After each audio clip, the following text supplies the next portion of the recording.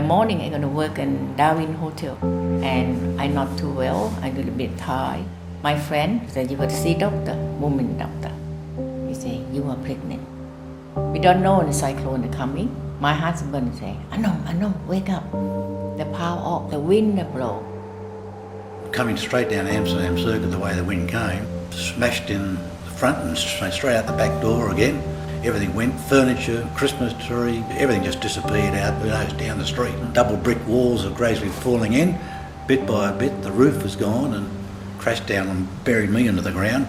But fortunately I did have a hard hat on, being a former miner at Mount Isa Mine, so I still had the hard helmet. Thank Christ for that. My brother went down to the wharf to just check up on all the things down there, and the people on the Mandurah ferry were on board, and he went and told them that they should get off because the cyclone was coming. If they went, there's a good chance they wouldn't come back. It's exactly what happened. And the ferry was never found until years later. Well, my mum sat under the hand basin and they'd prepared the bath with water, but they drained that and put blankets in there, and my brother and I, and then blankets and pillows on top of us to protect us. There was bits of glass falling on us, and the bricks from the wall itself started falling in on us. About 2:30 I said to my wife, Margaret, I think we better go downstairs into the storeroom. We went down the front stairs of the house, and as we did that, our fridge and stove flew over the top of us. We had to go into our little Volkswagen car. We stayed there for 12 hours. Margaret was on the back seat, I was on the front. Quarter windows and Volksies they used to have. A piece of 3x2 went straight through one of those out the other side, and I was laying on the front seat. There was a telegraph pole out the front, it had been bent at right angles, and the wires were on the front fence, and there's blue flames going down the front fence.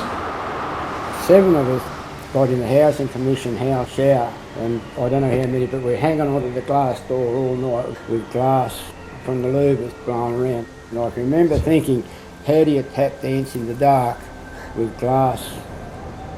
Dr. Paul Macklin, he was anaesthesiast. Our sort of wall and part of our place sort of cleaned him up. He was on the way to the hospital apparently. His kids were out fossicking through all the garbage looking for presents, and Dad's going to be home, and I thought, Dad's not coming home, he's next door under the tarp. And then we heard this noise. It was like a train coming towards us. And in the quietness of the eye, it was incredible to hear this noise coming across the fields. And we realised it was the second part of the cyclone coming. It's hard to describe the wind. It was like a banshee. It was just shrieking, just so loud. The wind tunnel at the museum is so like it, it's scary. And I went in there and I lasted about 5 seconds. My daughter stood up on the toilet seat and looked out the window and just said, "My God, there's nothing left." And that's true, everything was flattened. And we decided later on to go around the area, and we didn't know where we were because there were no landmarks. You just couldn't tell where you were. There were no trees, no leaves, everything was down. It was just chaos, absolute mess, rubbish and stuff all over the streets, and it was just horrific. I wouldn't believe the amount of just utter devastation, not a leaf on a tree.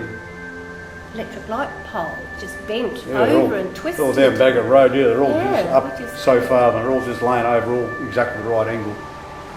I thought it was only my house and a couple of houses around me that was being demolished, but there wasn't a thing left standing except this one house. It was like an atomic bomb that hit Darwin.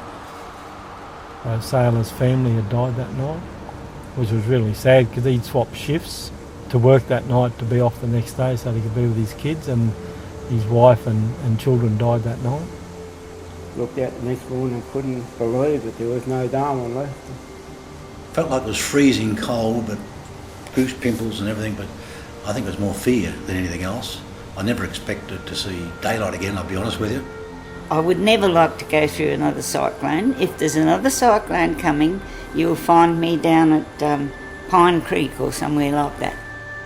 Yeah, it's just pretty bad memories actually. Just lucky to be alive on that day. It's just Hard to believe it's 36 years this year.